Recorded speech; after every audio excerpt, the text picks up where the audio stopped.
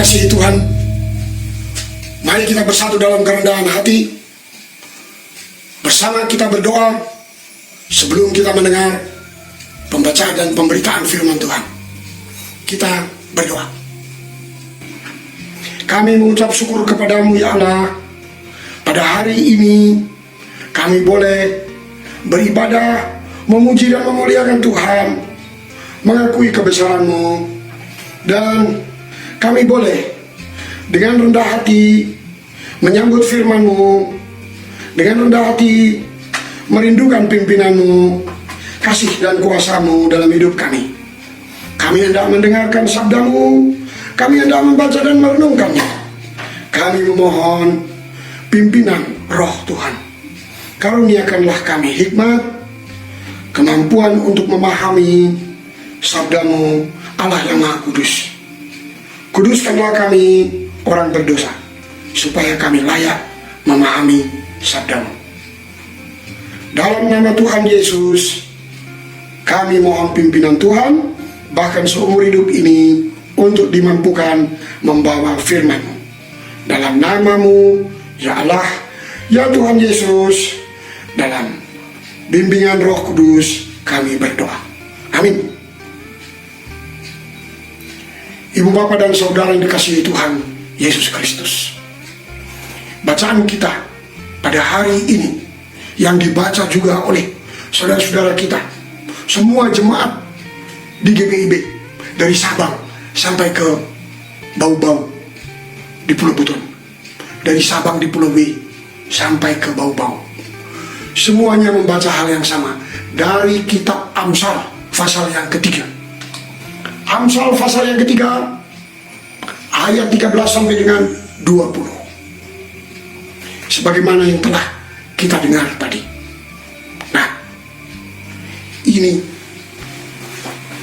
bacaan kita ayat 13 mengatakan, berbahagialah orang yang mendapat hikmat, orang yang memperoleh kepandaian.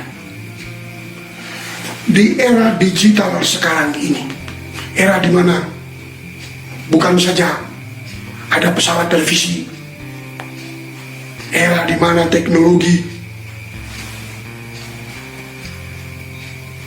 telepon genggam, bahkan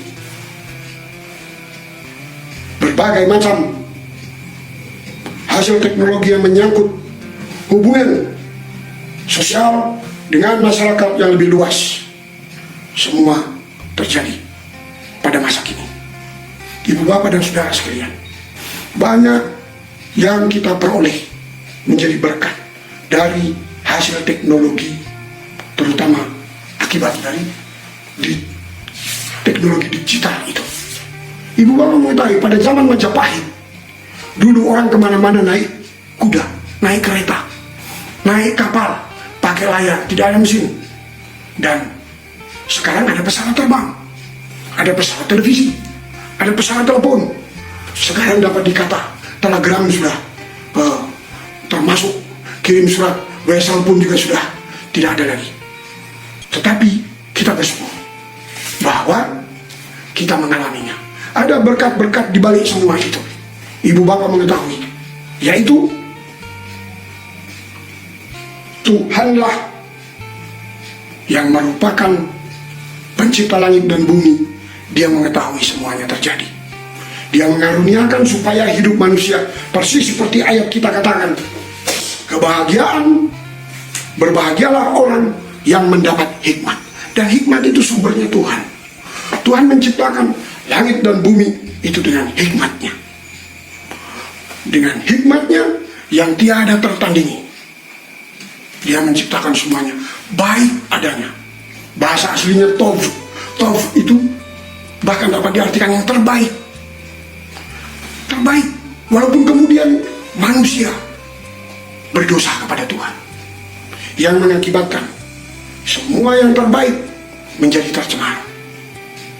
Ibu bapak dan saudara sekalian, dengan hikmat manusia boleh dituntun dalam hidupnya, meraih kebahagiaan, keberhasilan, bahkan menciptakan hukum, menciptakan nilai-nilai kehidupan dalam kaitannya dengan orang lain, mengatur hubungan bahkan dengan siapapun yang jauh maupun yang dekat. Itu apalagi sekarang di era digital ini, luar biasa. Nah, dengan itu, ibu bapak dan saudara sekalian, kita diingatkan tentang bahwa pada mulanya adalah Tuhan, dan Tuhan itulah yang menentukan pada mulanya adalah hikmat.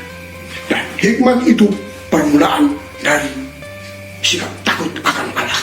Sikap takut akan Tuhan ini, ibu bapak dan saudara mengetahui, itu dapat dikatakan beriman, percaya kepada Tuhan, sikap kepada yang Maha Kuasa, sikap kepada Sang Pencipta.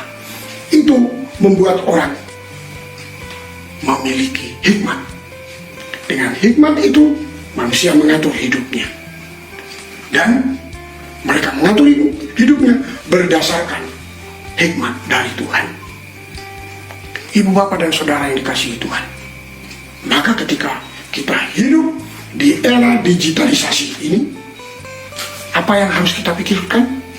Tetap sebagai orang percaya, kita menaruh di dalam hati kita iman percaya kita kepada Tuhan. Dari situlah kita boleh menerima hikmatnya, dan dengan percaya kepadanya, kita boleh percaya bahwa Dia menuntun kita. Dia yang mempunyai segala kuasa, sehingga membuat kita mau berdoa, karena kita percaya akan kuasanya. Kita percaya pada keagungan juga kasih-Nya. Kita percaya pada janji-janjinya yang membuat kita ini supaya mengatur hidup ini sebijak mungkin menurut hikmat yang Dia karuniakan. Dan ini, ibu bapak dan saudara sekalian, apakah harus kita isi dengan kekhawatiran, ketakutan ketika sekarang dunia ini dilanda COVID-19? Wah, banyak perubahan terjadi dalam kehidupan di seluruh penjuru dunia. Di Indonesia, banyak orang dirumahkan, banyak hotel ditutup, bahkan ada kantor-kantor ditutup. Dan itu membuat orang menjadi heran. Nah, semua ini membuat manusia menyadari ternyata ada perubahan. Bukan saja ketika ada bencana, gunung meletus, ada ombak, badai, topan yang melanda kapal-kapal, bahkan menenggelamkannya, menimbulkan korban. Tetapi juga ketika terjadi COVID-19, membuat orang berpikir bahwa Tuhan masih ada. Nah, kita orang percaya, ada COVID atau tidak ada COVID, kita percaya Tuhan itu ada. Dan Tuhanlah yang menciptakan segala sesuatu. Tuhan menciptakan segala sesuatu baik, dan kita dipanggil untuk memberitakan bahwa segala perbuatannya baik adanya. Di dalam Kristus Yesus Dia menyelamatkan. Kristus pernah mengatakan kepada murid-muridnya, jangan gelisah hatimu, percayalah kepada Allah, percayalah juga kepadaku. Mengapa? Di rumah Bapakku banyak tempat tinggal. Aku mau pergi ke sana. Aku pergi ke sana untuk menyediakan tempat bagimu. Nanti aku akan datang. Kalau aku sudah sediakan semuanya, aku akan datang. Aku akan membawamu ke tempatku, supaya di mana aku berada, kamu pun berada. Ibu bapak dan saudara sekalian, ini hikmat tersendiri. Inilah yang membuat kita tetap percaya kepada Dia, karena kita percaya kepada firman-Nya, kepada janjinya, bahwa Dia akan berbuat yang terbaik untuk kita. Dan itulah yang dapat diartikan hikmat, yang sumbernya adalah Tuhan menjadikan manusia berbahagia, selamat. Pemilik hikmat itu orang yang akan mengatur hidupnya, perjalanan hidupnya akan diatur sedemikian rupa menurut kehendak Dia.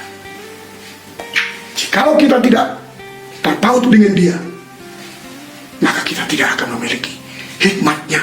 Oleh karena itu, ibu bapak dan saudara yang dikasihi Tuhan, walaupun dari dulu sampai nanti, kapanpun, orang diberi kesempatan juga hidup di dunia ini tidak seperti di sorga.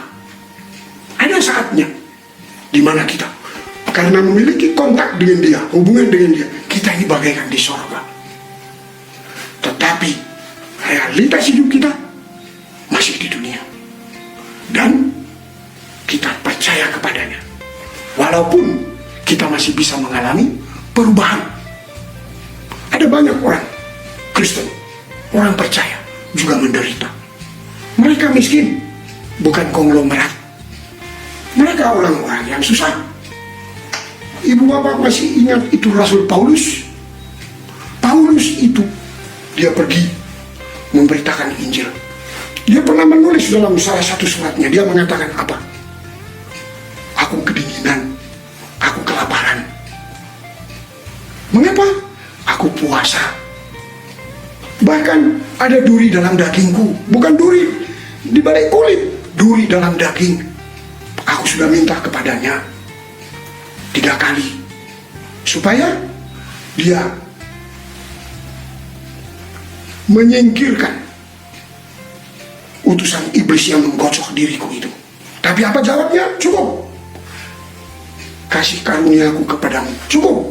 Justru dalam kelemahanlah kuasa Tuhan menjadi nyata, kasih Tuhan menjadi jelas. Ibu bapak dan saudara yang dikasihi Tuhan, Rasul saja bisa menderita selama hidupnya di dunia ini, apalagi kita, saya, ibu bapak. Kita bukan Rasul, tetapi diberi kesempatan untuk tetap percaya kepadanya. Ketika terjadi perubahan, seperti halnya Paulus, Petrus matinya disalib dengan kepala di bawah di kota Roma. Menurut tradisi gereja begitu. Paulus sendiri dengan dipancung, itu Rasul. Pada masa kini banyak pendeta, banyak jemaat mati dengan tenang di rumah sakit, di rumahnya, bukan karena dipancung atau disalib. Nah, kita diberi hikmat ketika menghadapi COVID-19. Perubahan terjadi supaya kita semua ini, ibu bapak dan saudara sekalian, tetap berpaut kepadanya. Menurut Yohanes, apakah hidup kekal itu? Hidup kekal adalah mengenal dia. Artinya hidup dalam persekutuan, dalam pergaulan dengan dia. Bukan dalam perseteruan, tapi dalam persekutuan. Mengenal dia. Dan dia mengenal kita. Kita miliknya. Itu hikmat yang harus kita pegang sampai kapanpun. Bahwa kendati di dunia ini masih banyak perubahan, sampai akhir hayat siapapun, biarpun ilmu teknologi sudah maju, teknologi digital pun sudah berkembang pesat,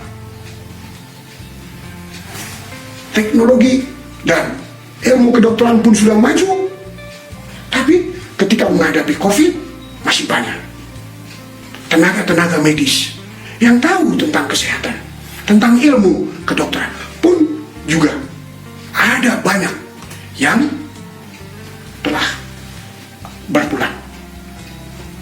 Ilmu bisa berkembang, bertumbuh, tetapi jangan lupa satu realitas yang tak bisa dilawan, kematian. Dan itu membuat orang ketika melihat dan mengalami adanya COVID-19, membuat orang menyadari, mengakui kebesaran Tuhan, datang kepadanya, hidup, berdoa, masuk dalam persekutuan, pengenalan akan Tuhan, mengenal dia melalui firman-Nya, melalui persekutuan dengan dia. Untuk itu, ibu bapak dan saudara sekalian, di era digital, kemajuan teknologi digital sekarang ini, itu anugerah Tuhan kita akui. Tetapi tetap Tuhanlah yang mempunyai segala kuasa. Dialah yang awal dan yang akhir. Dialah yang menentukan hidup kita. Ini adalah hikmat, bahwa kita bisa percaya kepadanya, dan dia adalah yang maha kuasa. Dan terlebih dari itu, dialah yang mengasihi kita. Dia mengasihi kita supaya kita hidup selamat. Kita tetap di jalannya. Dan dengan demikian, hikmat dapat dikatakan adalah kebahagiaan. Dan siapapun yang memilikinya, dia berbahagia. Berbahagia di dalam Tuhan. Nama Tuhan kiranya dimuliakan di segala macam tempat. Kita semua, ibu bapak dan saudara sekalian, tetap paut dengan dia. Setinggi-tingginya teknologi digital yang kita miliki, kita tetap memerlukan hati yang beriman. Kita tetap merindukan kehadirannya dalam hidup kita, karena dialah yang mempunyai segala kuasa. Dulu, kini, dan selamanya, kuasa di surga maupun di bumi. Nama Tuhan dimuliakan. Amin. Kita masuk saat teduh.